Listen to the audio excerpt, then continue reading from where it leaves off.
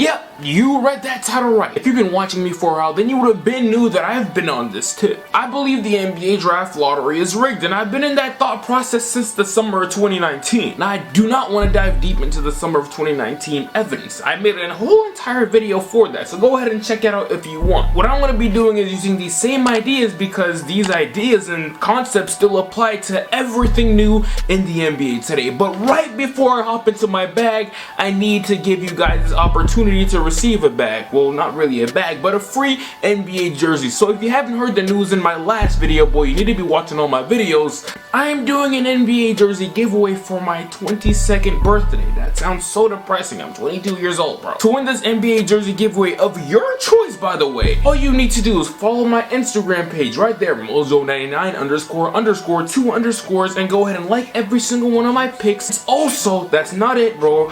Go ahead and subscribe to my second channel, Yo Mojo, where I just go ahead and ramble about whatever basketball thoughts are on my mind in that exact moment. Go ahead and do those two things and you're entered into the contest, and I'll release the winner. I'll announce the winner probably either live in one of my videos or on Instagram Live. So yeah, there's the news. If you want to go ahead and have a chance to win one of your favorite players' NBA jerseys, one of your weird favorite NBA players' NBA's jersey, bro, go ahead and do those things.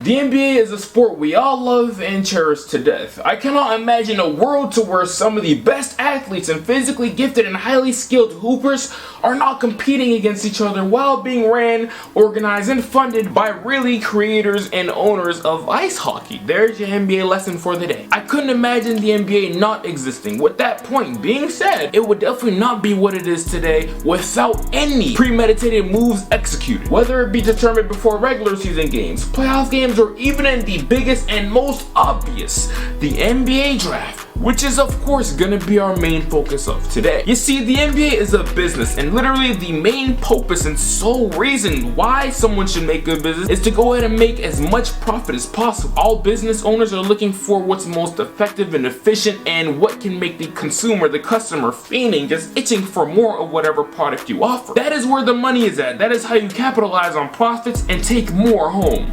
Whether you think it's moral or immoral, it's just the damn truth, bro. And with every business, I'd like to assume your goal is to go ahead and make as much money as possible in the most moral way. Again, I'd love to assume. Bro, even I do it with these YouTube videos in the most simplest way too. And best believe all of your favorite content creators do the exact same thing. It's like clickbait, of course, to make a video seem more interesting than it actually is to draw your attention. Your attention is our currency. It's the world's currency. And hopefully you feel like you spent it in the right way by selecting this video right here to indulge in and watch. The NBA draft is one of the easiest ways to cheat the system and alter results. Now, the NBA draft cannot be altered too much or else it'll be way too easy for the common person to catch on to. Too many coincidences is not a coincidence.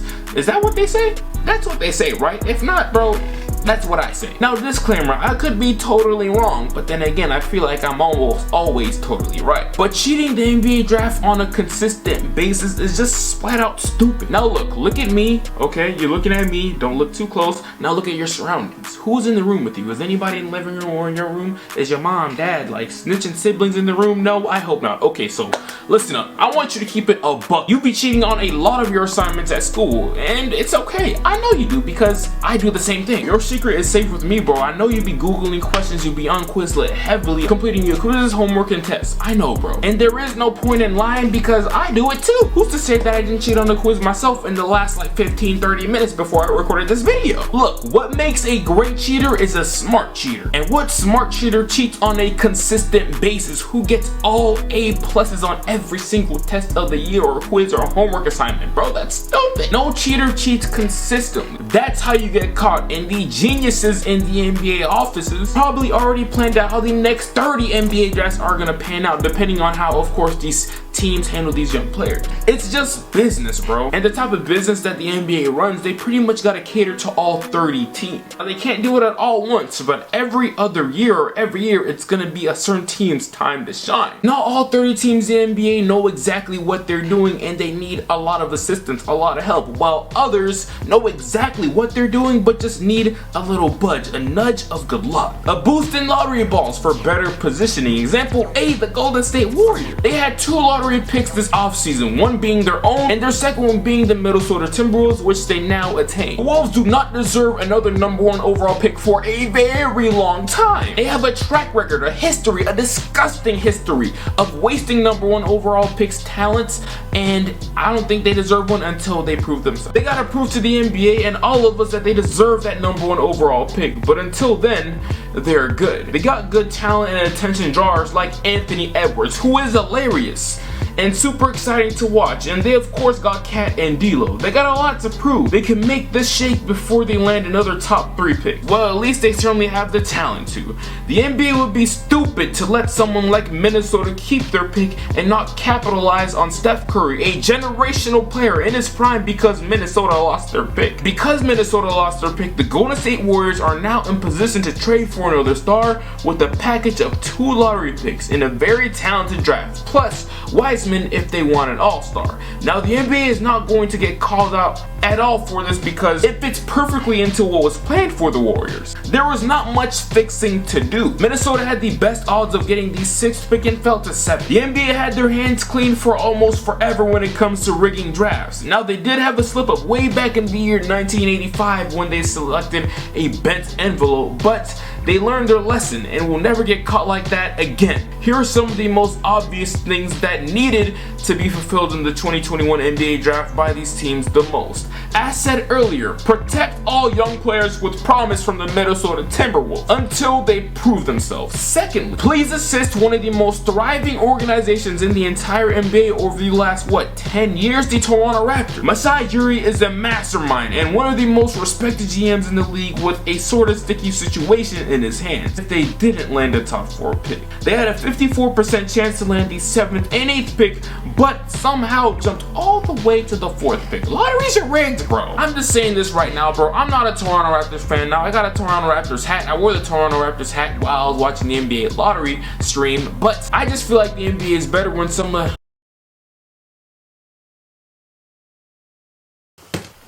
Okay, so yeah, I'm not gonna lie, that was just really awkward. What you guys just saw was me 24 hours ago talking about the sport I love in a specific event, the NBA draft, and how it was rigged, and all of a sudden, bam! My camera died. And I believe one of my last points before I got screwed over by my damn camera was that the Toronto Raptors needed this top 4 draft pick. And I said, or I was saying how the NBA is a lot better when some of the best fans outside of the country is fully engaged. After the incompetence the Houston Rockets showed with that James Harden trade way earlier in the beginning of the season, they found themselves with the number 2 overall pick. Now they already had the best odds for the number 1 overall pick and the best odds for number 5. So again, there is not much rigging or fixing for there to be done at all. I just could not see the Houston Rockets going ahead and landing a number... I just could not see the Houston Rockets landing a 3, 4, 5 or whatever else pick. That city has way too much fandom and attention just to be washed away by their GM. So the number 2 overall pick was secured for them, and it was secured perfectly because the second best prospect by the majority's point of view is Evan Mobley. The Houston Rockets, just like most NBA teams, are missing the modern day big, the Bam Adebayo, Anthony Davis, you know what I'm saying, guys who can move like a guard yet still have some of the most important features of an NBA big today, which is of course defense. They need someone like that. They already have Christian Wood, who was a forward who could possibly play the 5 one day if the Houston Rockets really needed him to. But having Evan Mobley alongside KPJ, Christian Wood, Jayshawn Tate,